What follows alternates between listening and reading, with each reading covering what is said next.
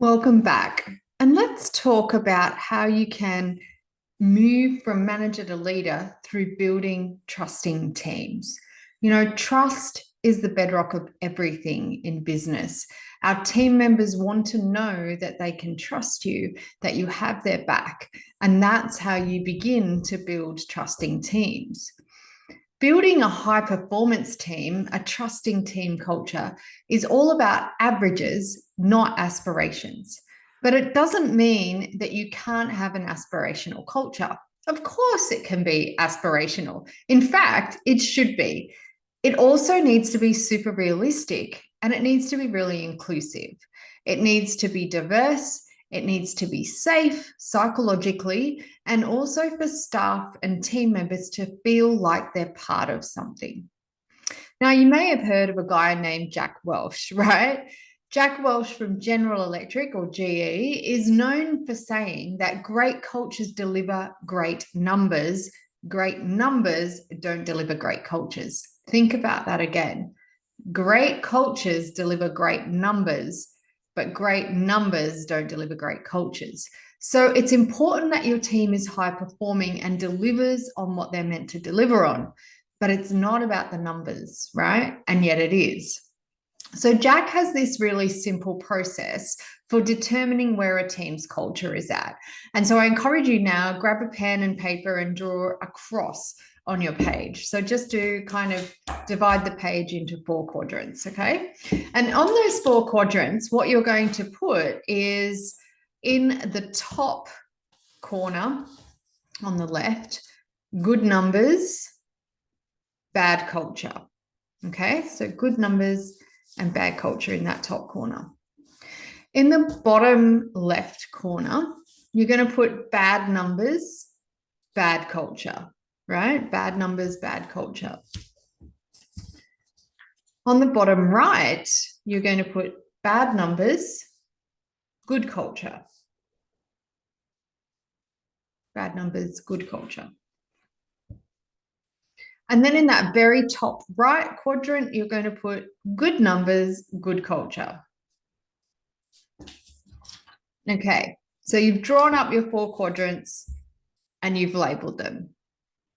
So when we look at the bottom left quadrant, what Jack says is if you've got bad numbers and bad culture, get them out. That's it. You need to really start from scratch or seriously address the people that you have in your culture because they're not the right fit or the right people. Yeah. When you go to the top quadrant, the one that is on the left at the top, good numbers, bad culture, what he says is in that quadrant, it kills teams. It kills team morale. It kills performance because it's just all push drive for numbers, but there's not that sense of connection. So he says this quadrant kills teams. In the bottom right, where it is bad numbers, good culture, what Jack says is this is just another chance to understand what's going on for people. And maybe you need to dig deeper because if you've got a good culture, that's great. And you need to dig deeper into where are we getting challenged on our performance? Why aren't our numbers going well? Where are the hiccups or the barriers that are preventing them from performing to the way that they could? So he says it's another chance, a second chance quadrant, a spot to really hone in and understand. And then in that top right-hand quadrant, good numbers, good culture, his tip there is success is sure to follow, right? Success is sure to follow. So ideally, we're trying to get our team members into that top right quadrant, into good numbers and good culture. They both go hand in hand. And so it's kind of a balancing act and it's worth working for. Now, I myself have worked with over 25,000 leaders to date, right? And I've worked with people from all sorts of sizes and industries. I've worked with loads of government, local government, state and federal. I've worked with lots of corporations from healthcare and mining and manufacturing and electricity production, all sorts of companies. And what I've seen is that team culture is never exactly set in concrete. There's no magic pill and go, oh, it's done, tick the box and it's done forever, right? Culture is something that waxes and wanes. It moves here and there, and it depends on the team members all the time. That process of forming, storming, norming, performing, it happens every time. So every time you get a new team member in or someone leaves, it has to reform again. It is forming, and then you need to go through the storming, right? You need to be able to have really positive dissonance, disagreement about things, challenges about things. Why do you think that? What I think about that? What else could be done around that? That's super healthy in a healthy team.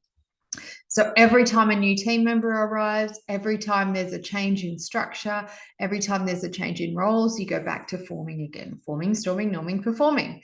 And so to get to performing, the idea is to keep getting to that quicker and quicker as much as possible. Okay. It's also why I recommend setting the team culture from the beginning, like setting an agreement on how's our team going to look? How are we going to perform? How do we want to act and behave together? What are some of the ways we want to interact? How do we want to communicate? How do we want to handle conflict? Now, maybe you've inherited a team and it's not always possible to set it up from the start, right? It's not always possible to go, we have a new team, let's define our boundaries and our ground rules from the start. Unless, of course, you've got some kind of project team where it is that we've just come together for 3 months and this is what we're doing. If you're in a team that is an ongoing team, then it doesn't mean you can't have a little reset. It doesn't mean at any time you can't stop and say, hey, team, in this week's team meeting, let's sit down and define a bit about our state of game, how we want to play together in the sandpit here, right? What do we want it to look like? So we can reset that at any time. And you can start asking questions of your team like, what does our team look like when it's at its best? What does our team look like when we are high performing and when everyone's juiced up, when things are flowing? And where are we at right now? If that's our ideal and we've had a few days or weeks or months where we've actually felt like that was happening and we're in flow, where are we at right now? And what are any of the small shifts that we can make to move back into that, to close the gap between maybe where we're at now and what high performance looks like? So these answers to those questions can then start to form a bit of a team charter. It can be something formal that you write down. Maybe you even put it on the wall or share the document around. It could also just be the discussion itself is what adds value. And I often find this in teams that it's less about the document, it's more that we've actually had the discussion and we've talked about and actually agreed on some things.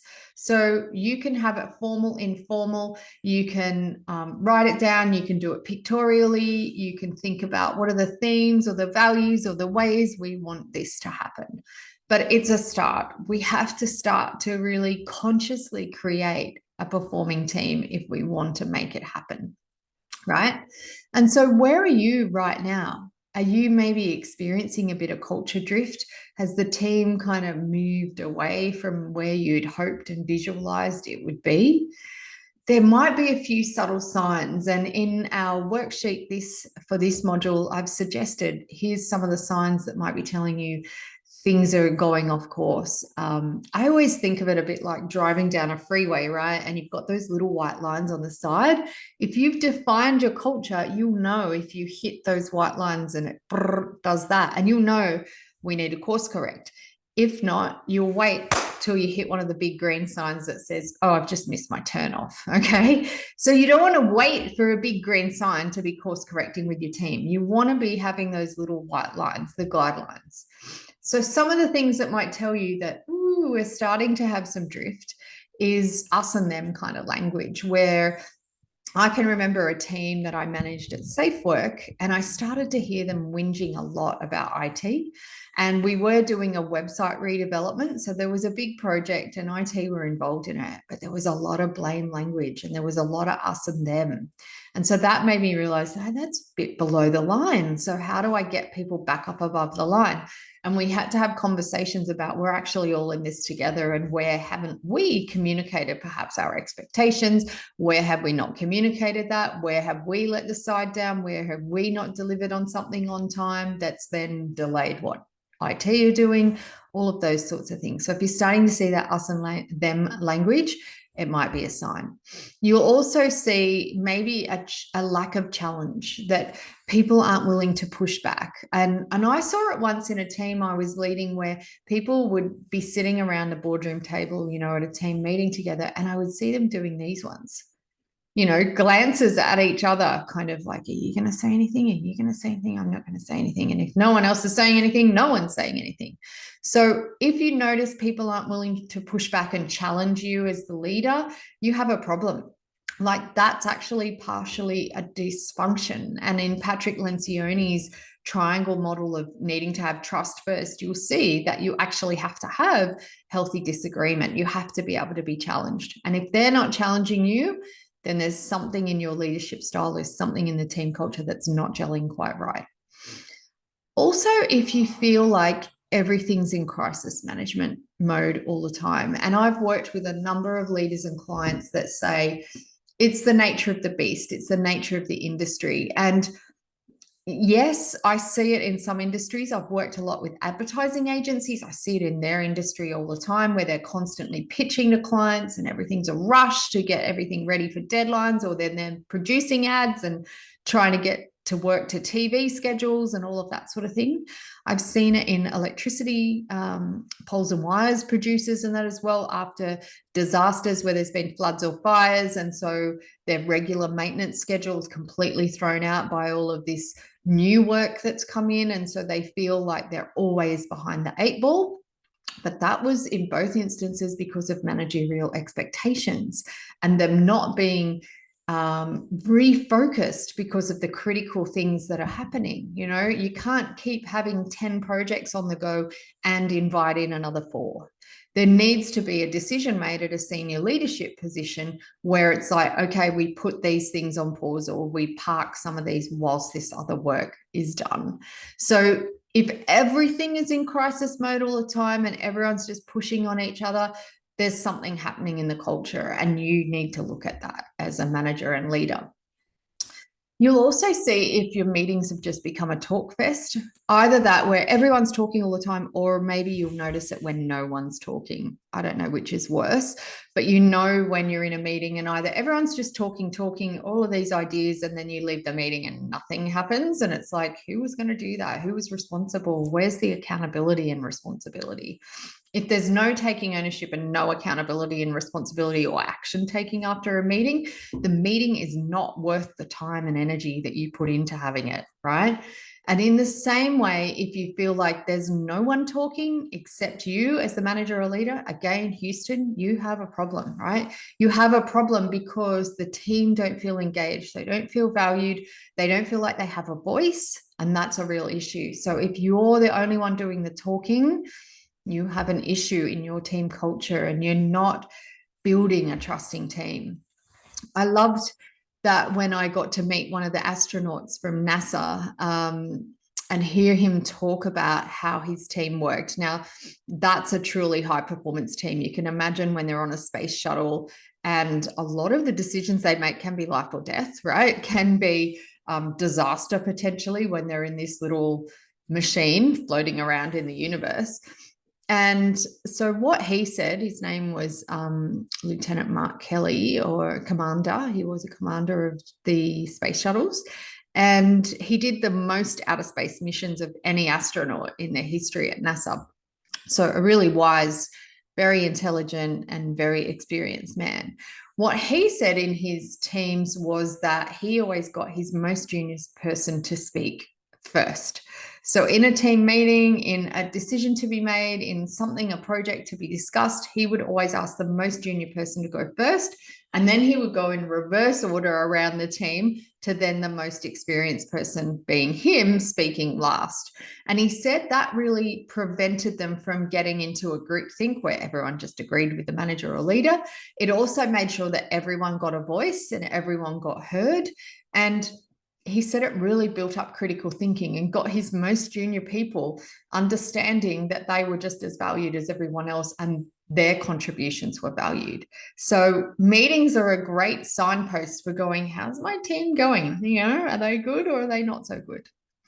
And also an inability to make decisions. If your team can't make decisions without you there, then something's not quite working. Sure, especially in government agencies, you're going to have delegation, and particularly around financials, there's going to be a delegation of who can sign off on what, but there should be able to be a level of decision making happening within your team, and it shouldn't just be reliant on you being there for it to work. Okay. So how can we create a high performance trusting team? Well, I have in this module a little handout for you to look at, and I'm just going to share my screen with you while I bring that up. So in this module, I want you to actually do a little audit of your team. If you're leading and managing a team right now, I want you to download this. So you should be seeing it on the screen now, the 5 levers to high performance teams. What I'd love you to do is actually take this, print it out, and physically fill it in.